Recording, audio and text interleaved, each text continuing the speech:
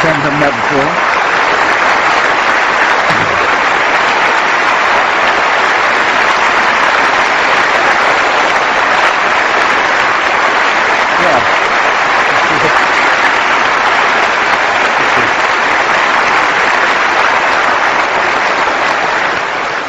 Tony Blair was the Prime Minister of the United Kingdom from 1997 to 2007. Among his many international roles today, he is the Quartet representative in the Middle East, working with the UN, the US, Russia, and the EU to try to secure a lasting peace in the region. After leaving politics, Mr. Blair converted to Catholicism, and he launched the Tony Blair Faith Foundation, a global initiative to promote respect and understanding among the world's major religions. Many of us in this room have read his recent best-selling memoir, A Journey, My Political Life. Christopher Hitchens is a British-born American author, journalist, and atheist. His regular Vanity Fair column, his prolific speeches and essays are essential reading for anyone and everyone concerned about global affairs. Christopher has a number of best-selling books, too. Obviously, God is Not Great, How Religion Poisons Everything, and his recently published memoir, Hitch 22. Christopher was recently diagnosed with esophageal cancer, and as such, we are doubly grateful that he and his family have joined us tonight. Ladies and gentlemen, your debaters.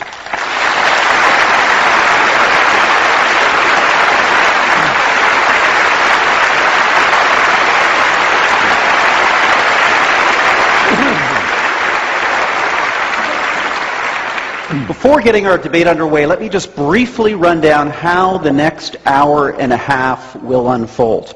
Each debater has been given 7 minutes for their opening remarks for and against the motion. Next, Mr. Hitchens and Mr. Blair will confront each other head-on, so to speak, through 2 rounds of formal rebuttals. We'll then bring you, the audience, into this debate through written questions. All of you received a written question card. At any time in the debate, fill that out, pass it down the aisle for collection. I'll also be taking some questions from audience members on the stage, some of the younger audience members here. Those questions will be asked directly to Mr. Blair and Mr. Hitchens. We'll also be bringing in our online audience through a series of questions, too. The debate will conclude with short 5-minute closing statements and a second audience vote on the motion. But before I call on our debaters for their opening statements, let's find out how the 2,700 people in this audience voted as they came into the hall. We're going to get those numbers up on the screen now. 22% of you in favor of the motion, 57 opposed, and fully 21% of you undecided. Now, we also, as you know, asked you a second question tonight. We asked you, depending on what you hear during the debate, are you open to changing your vote? Let's have those numbers too, please. Wow. 75% of this audience, 3/4, could change their vote depending what they hear in the next hour and a half. Ladies and gentlemen, we clearly have a debate on our hands. And remember, we will poll the audience again at the end of our proceedings to find out which of these 2 debaters was able to win by swaying us with the power of their arguments. Well, the time has come for introductory remarks. Christopher Hitchens, as we've agreed, you will begin first with your opening statement. Thank you, ladies and gentlemen. Thank you very much to the Monk family, great philanthropists, for making this possible. 7 minutes, ladies and gentlemen, for the foundational argument between religion and philosophy. It leaves me hardly time to praise my distinguished opponent. In fact, I might have to seize a later chance of doing that. I think 3.5 minutes for metaphysics and 3.5 for the material world won't be excessive. And I have a text.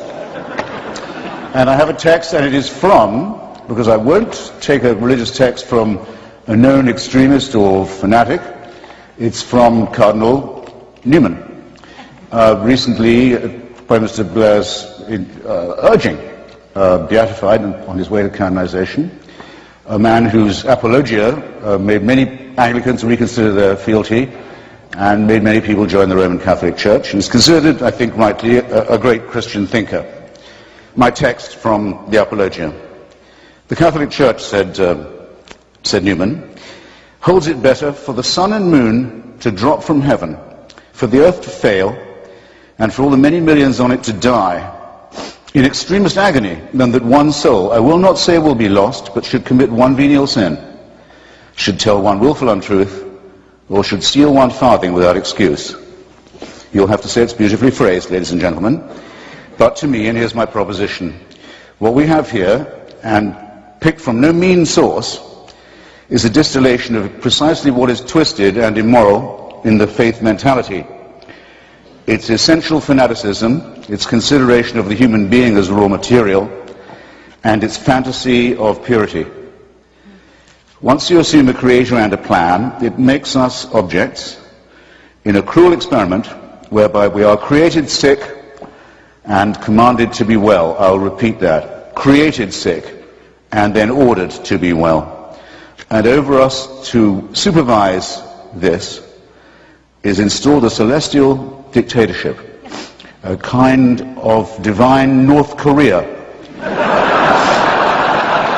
Greedy, exigent, I would say more than exigent, greedy for uncritical praise from dawn till dusk, and swift to punish the original sins with which it so tenderly gifted us in the very first place.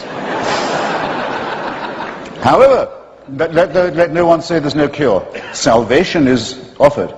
Redemption, indeed, is promised at the low price of the surrender of your critical faculties.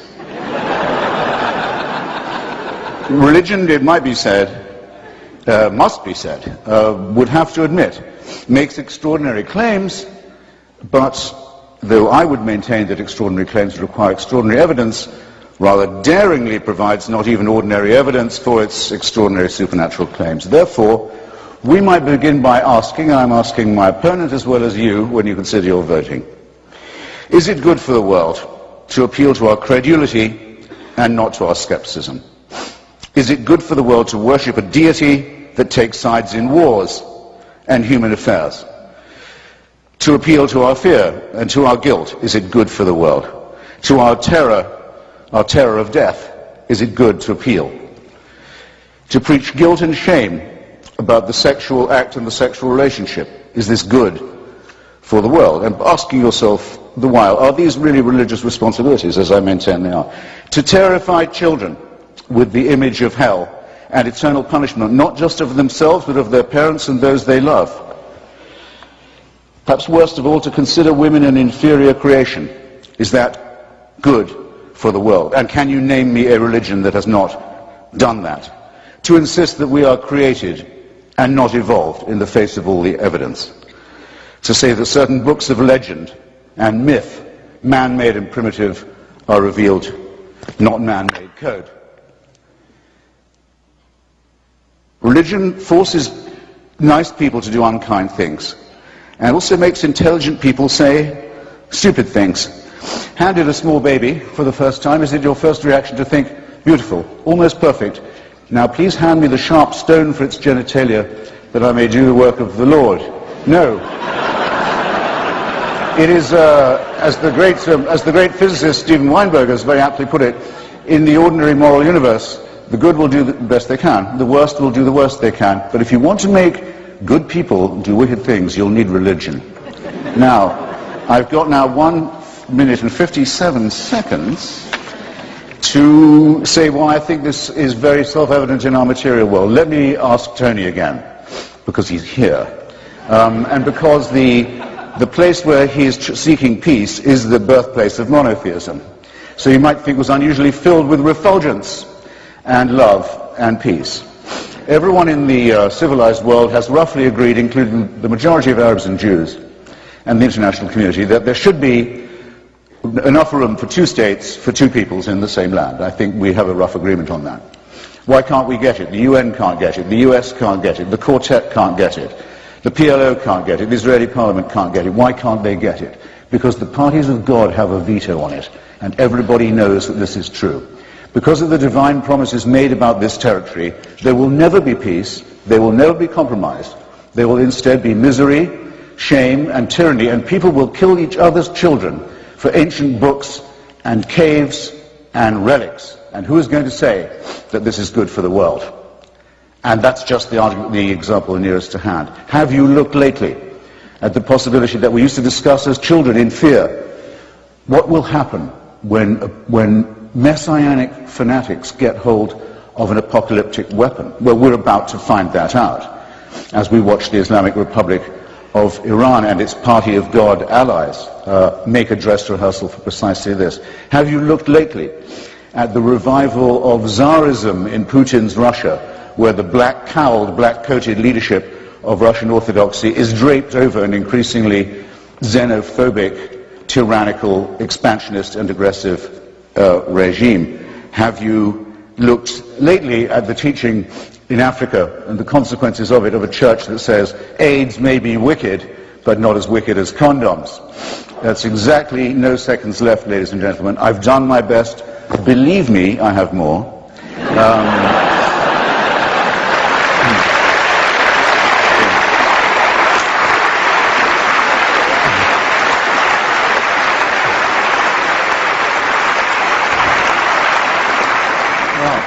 Christopher, thank you for starting our debate. Mr. Blair, your opening remarks, please. Thank you. First of all, let me say it's a real pleasure to be with you all this evening, to be back in Toronto. It's a particular privilege and honour to be with Christopher in this debate. Let me first of all say that I do not regard the leader of North Korea as a religious icon. You will be delighted to know. I'm going to make, it's a biblical number, 7, but I'm going to make 7 points in my 7 minutes. The first is this. It is undoubtedly true that people commit horrific acts of evil in the name of religion. It is also undoubtedly true that people do acts of extraordinary common good inspired by religion. Almost half of healthcare in Africa is delivered by faith-based organizations, saving millions of lives. A quarter of worldwide HIV/AIDS care is provided by Catholic organizations. There is the fantastic work of Muslim and Jewish relief organizations. There are in Canada thousands of religious organizations that care for the mentally ill or disabled or disadvantaged or destitute. And here in Toronto, barely 1.5 miles from here, is a shelter run by Covenant House, a Christian charity for homeless youth in Canada. So the proposition that religion is unadulterated poison is unsustainable. It can be destructive.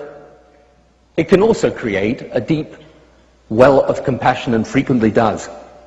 And the second is that people are inspired to do such good by what I would say is the true essence of faith, which is, along with doctrine and ritual particular to each faith, a basic belief common to all faiths in serving and loving God through serving and loving your fellow human beings, as witnessed by the life and teaching of Jesus, one of love, selflessness and sacrifice, the meaning of the Torah. It was Rabbi Hillel who was once famously challenged by someone who said they would convert to religion if he could recite the whole of the Torah standing on one leg. He stood on one leg and said, "Do unto others as you would have them do unto you. That is the Torah, the rest is commentary, now go and do it." The teaching of Prophet Muhammad, saving one life as if you're saving the whole of humanity. The Hindu searching after selflessness. The Buddhist concepts of karuna, mudita and metta, which all subjugate selfish desires to care for others, seek insistence specifically on respect for others of another faith. That, in my view, is the true face of faith. And the values derived from this essence offer to many people a benign, positive and progressive framework by which to live our daily lives.